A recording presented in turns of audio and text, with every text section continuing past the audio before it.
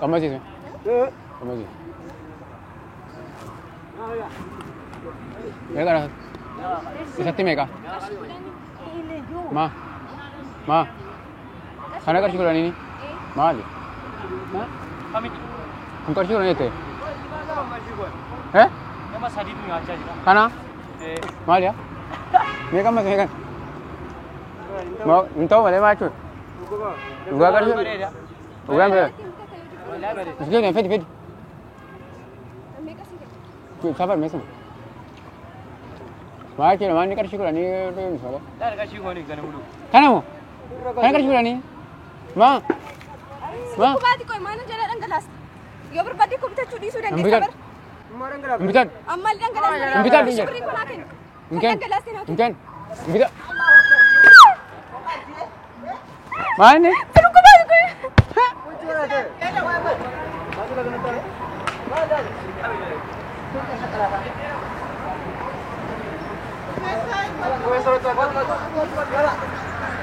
Mahal kan kerja bulan ini bitar? Mahal tak? Kana kerja bulan bitar?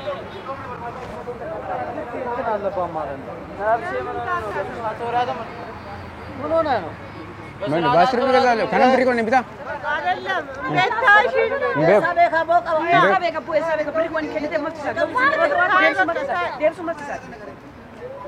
Ini kafala mana leman?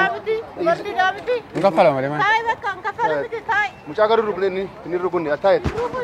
Timbu ni rukun ni garuu gagabdoo eka dokat. Rukun ni garuu mali kisan.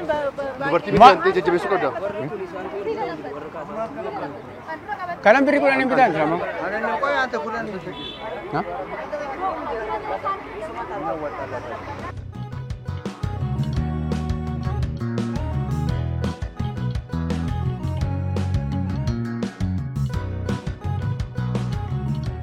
Maqaan koo Muusaa Gaaddisaa jedhama. Mee maal sitti dhaga'ame? Ani namoonni yoo miidhaman ijaan argee bira darbuu hin danda'u waan ta'eef danda'u loluu ni barbaanne turre ishiin immoo kuftu nutti dhagaame lafa ol qabee ishee miira koo cabsee jechuudha. Namoonni tokko aariidhaan akkatti yoo lafa dha'an argina dhukkuba onnee fa'aa dhiibbaa dhiigaa fa'aa warra qaban aarii xiqqoo hin danda'anii akkatti lafa dha'anii yeroo san taatattamaa fuunee gara mana yaalaa fa'aa geessuu waan akkasitti. Bakka hin deemetti namoonni yoo miidhaman biran darbuun na dhagaama yoo humni kun dadhaballee isee biraa dafee deema malee callisee taruu hin danda'u. Maqaan kiyya Tasfaayee Garramuu jedhama. Ani nama hojjetee bulu tokko mirga hojjetee bulu naa dhabu yeroo bucaasni harka qoloo kan harkaa dafu baay'ee natti dhaga'ame. Anis obboleetti hin qaba waan ta'eef baay'ee tokko natti dhaga'ame. Gara laafummaa nama hojjetee bulu tokko nan kabaja. Nama kararra deemee danjuu jedhu nan kabaja waan ta'eef nama hojjetee bulu tokko baay'een kabaja hojii isaatiif natti dhaga'ame baay'ee natti dhaga'ame naasu guddaa natti dhaga'ame. Namoota akkana wal gargaarsanii nama akkanaaf karaa irratti kufee jiru argan karaa irratti dhiisanii darbuu otoo hin taane wal gargaaranii nama sana maal akka ta'e rakkina isaa gaafatanii sirreessuu fi warra jira jechuudha. የሆነ ደነገጥኩኝ ብቻ ቆሎን ስለደፋባት ነው ሮጬ የሄድኩት ከግል ልመታው ነበር እጄን ቢያለኝ እንጂ መጀመሪያ ላይ ማለት ነው ግድ ማንሳት አለብኝ የወደቀውን ሰው ትታት ሄደም ሰው ነህና ታስባለህ ታነሳለህ ከዛ የሚደረጋውን ነገር ታደርጋለህ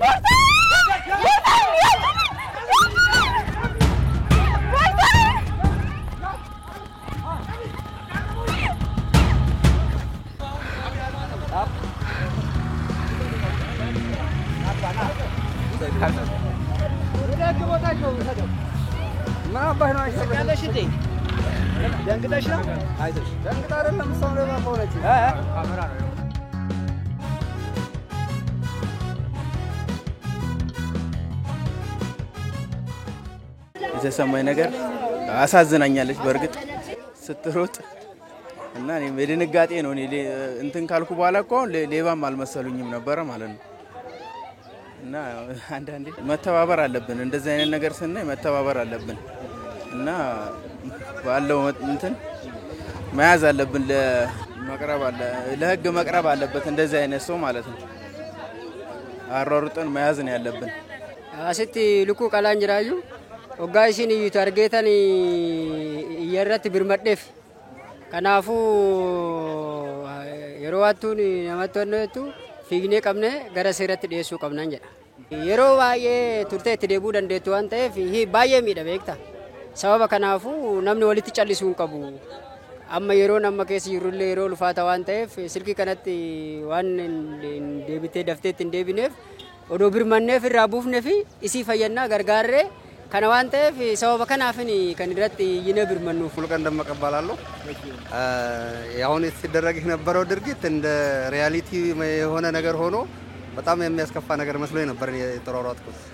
ሆኖም ግን ደግሞ ሰው ለሰው ነው የሚደርሰውና ሰው ለሰው ለመድረስ የተደረገው ድርጊት የማህበረሰቡ ርብራቤና እውነተኛ ሌባ ነው ተብሎ ወደሚያዝበት መምጣቱ ያስደስታል።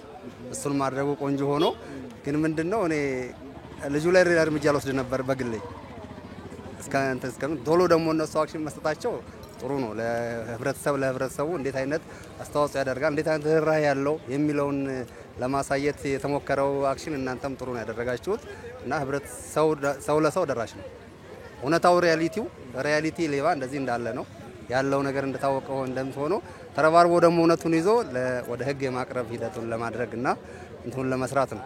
ወይታይኔ ሽራ ፉደቴ ፊጉሳኒ ባየነት ዳጋማኒ ብሽላ ከመለ ታቴ ሪፈቴ ኩፉዳፉማ ሺ ዋና ፊን ቀብዱ ጋናፍ በቃ ባየነት ዳጋሜ ፊኔ ቀምኔት ሳለቹ ገራ ሴራ ጀላ አካውላ ባየነት ዳጋማኒ ገርክያ ሀቱን አከና ንኬቻ በዱ ቀባ በሌሱ ቀምና ወልገርጋሬ ቶኮታኔ ንኬሳ በሌሱ ቀምና ሐዋስን ማል ጎቹ ቀበት ሐዋስን ወጅ ብርመቹ ቀባ ዋና ከና ጨልሴ ላሉን ቀቡ ዋና ከና ኬሳ በሌሱ ቀምና